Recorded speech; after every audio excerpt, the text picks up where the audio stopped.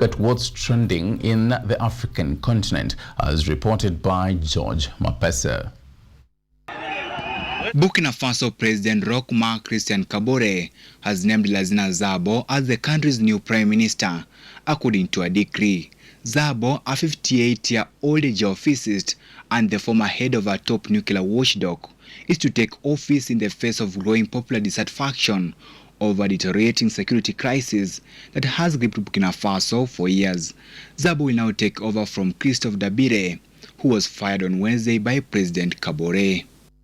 In Angola, the governing party, which has held power for nearly half a century, has re-elected incumbent President João Lourenço as their candidate in the next year's election. Members of the People's Movement for the Liberation of Angola, MPLA, on Friday re-elected Lourenço as the party leader at the Congress held in the capital, Luanda.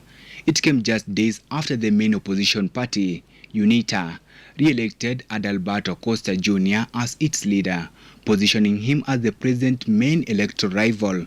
Lourenço, 67, succeeded José Eduardo dos Santos as president in 2017. In Benin, opposition leader and former Justice Minister Rekia Modogu has been sentenced to 20 years in prison for terrorism before a special court in the capital, Port Novo. After more than 20 hours of hearing, Modogu, 47, was found guilty of complicity in terrorist acts by the Economic Crime and Terrorism Court, which on Tuesday sentenced another key opposition figure to 10 years.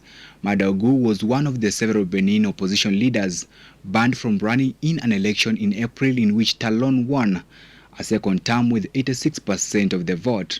She was arrested in March, just weeks before the election, accused of financing an operation to assassinate political figure to prevent the vote in an alleged bid to destabilize the country.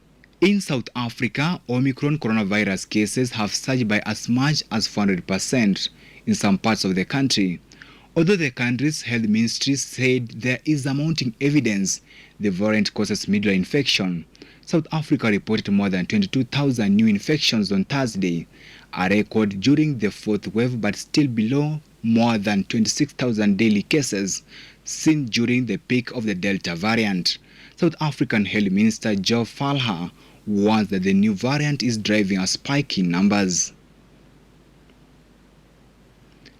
George Mapesa, Africa This Week special coverage. And back home, the Inter-Region Economic Network